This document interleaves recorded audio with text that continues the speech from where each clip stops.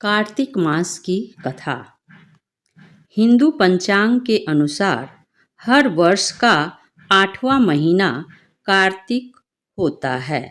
कार्तिक का महीना 12 महीनों में से श्रेष्ठ महीना है।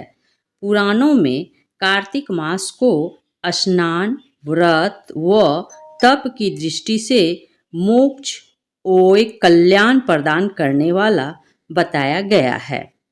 कार्तिक मास में पूरे माह स्नान, दान, दीपदान, तुलसी विवाह, कार्तिक कथा का महात्म्य आदि सुनते हैं।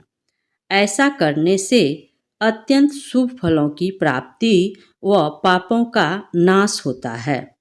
पुराणों अनुसार जो व्यक्ति इस कार्तिक मास में स्नान, दान तथा व्रत करता है तो उसके सारे पापों का अंत हो जाता है। श्री कृष्ण जी तो यहाँ तक कहे हैं कि कार्तिक का महीना भगवान श्री कृष्ण को अति प्रिय है। इस महीने में किया गया थोड़ा सा भजन भी बहुत ज़्यादा फल देता है। भगवान श्री हरि विष्णु ने स्वयं कहा है कि कार्तिक माह मुझे अत्यधिक प्रिय है।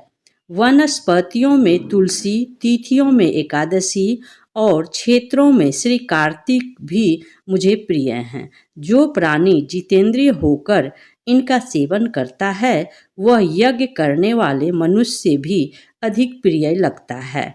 उसके समस्त पाप दूर हो जाते हैं। ऐसा करने से अश्वमेध यज्ञ के समान पुण्य फल मिलता है। कार्तिक माह की पूर्णिमा तिथि पर व्यक्ति को बिना स्नान किए नहीं रहना चाहिए। कार्तिक मास व्रत कथा। किसी गांव में एक बुढ़िया रहती थी और वह कार्तिक व्रत रखा करती थी। उसके व्रत खोलने के समय कृष्ण भगवान आते और एक कटोरा खिचड़ी रखकर चले जाते। बुढ़िया के पड़ोस में एक औरत रहती थी। वह हर रोज यह देखकर ईर्ष्या करती कि उसका कोई नहीं है, फिर भी उसे खाने के लिए खिचड़ी मिल ही जाती है। एक दिन कार्तिक महीने का स्नान करने बुढ़िया गंगा गई। पीछे से कृष्ण भगवान उसका खिचड़ी का कटोरा रख गए।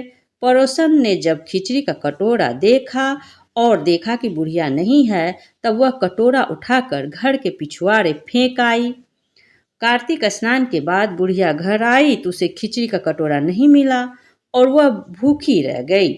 बार बार एक ही बात कहती कि कहाँ गई मेरी खिचड़ी, कहाँ गया मेरा खिचड़ी का कटोरा। दूसरी ओर पड़ोसन ने जहाँ खिचड़ी गिराई थी वहाँ एक पौधा उगा जिसमें 2 फूल खिले। एक बार राजा उस ओर से निकला तो उसकी नज़र उन दोनों फूलों पर पड़ी और वह उन्हें तोड़कर घर ले आए। घर आने पर उसने वह फूल रानी को दिए, जिन्हें सूंघने पर रानी गर्भवती हो गई।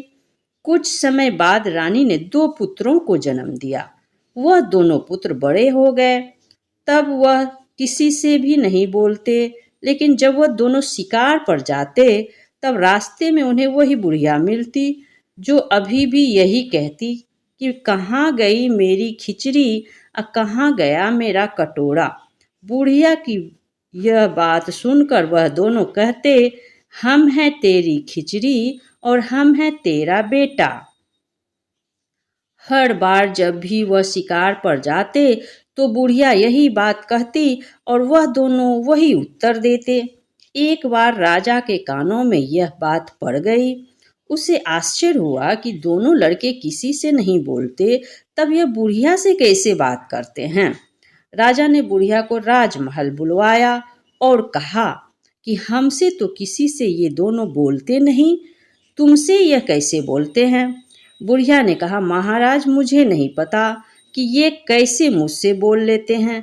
मैं तो कार्तिक का व्रत करती थी और कृष्ण भगवान मुझे खिचड़ी का बेला भरकर दे जाते थे। एक दिन मैं स्नान करके वापस आई तो मुझे वह खिचड़ी नहीं मिली। जब मैं कहने लगी कि कहाँ गई मेरी खिचड़ी और कहाँ गया मेरा खिचड़ी का कटोरा, तब इन दोनों लड़कों ने कहा कि तुम्हारी पड़ोसन ने तुम्हारी खिचड़ी फेंक दी थी तो उसके 2 फूल बन गए थे। वह फूल राजा तोड़कर ले गया और रानी ने सूंघा तो हम 2 लड़कों का जन्म हुआ और हमें भगवान ने ही तुम्हारे लिए भेजा है। इस प्रकार ये कथा समाप्त हुई। आइए अब हम कार्तिक मास व्रत के स्नान के महत्व के बारे में बात करते हैं। आध्यात्मिक ऊर्जा एवं शारीरिक शक्ति संग्रह करने में कार्तिक मास का विशेष महत्व है। इसमें सूर्य की किरणें एवं चंद्र की किरणों का पृथ्वी पर पड़ने वाला प्रभाव मनुष्य के मन मस्तिष्क को स्वस्थ रखता है। इसलिए शास्त्रों में कार्तिक स्नान और कथा श्रवण महत्व पर विशेष जोर दिया गया है। धार्मिक कार्यों के लिए यह मास सर्वश्रेष्ठ माना गया है। अश्विन शुक्ल पक्ष के कार्तिक शुक्ल पक्ष तक पवित्र नदियों में स्नान ध्यान करना श्रेष्ठ माना गया है। श्रद्धालुओं गंगा तथा यमुना में सुबह सवेरे स्नान करते हैं। जो लोग नदियों में स्नान नहीं कर पाते वह सुबह अपने घर में स्नान व पूजा पाठ कर सकते हैं। कार्तिक माह में शिव, चंडी, सूर्य तथा अन्य देवों के मंदिरों में दीप जलाने तथा प्रकाश करने का अत्यधिक महत्व माना गया है। इस माह में भगवान विष्णु का पुष्पों से अभिनंदन करना चाहिए। तुलसी पूजा का महत्व बताते हुए उन्होंने कहा कि तुलसी के पत्ते पंचामृत में डालने पर चरणामृत बन जाता है।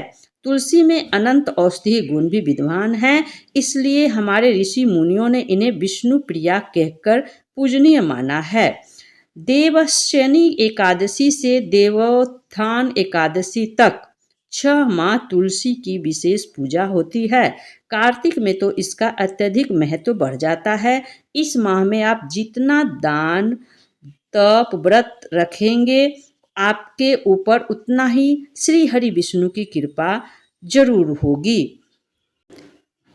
कार्तिक मास में दीप दान। इस दिन पवित्र नदियों में मंदिरों में दीप का दान किया जाता है। साथ ही आकाश में भी दीप छोड़े जाते हैं। यह कार्य शरद पूर्णिमा से शुरू होकर कार्तिक पूर्णिमा तक चलता है। दीप दान के पीछे का सार यह है कि इससे घर में धन आता है। कार्तिक में लक्ष्मी जी के लिए दीप जलाया जाता है और संकेत दिया जाता है अब जीवन में अंधकार दूर होकर प्रकाश देने की कृपा करें। कार्तिक में घर के मंदिर, वृंदावन, नदी के तट पर एवं शयन कक्ष में दीप प्रज्वलित करने का बहुत अधिक महत्व होता है।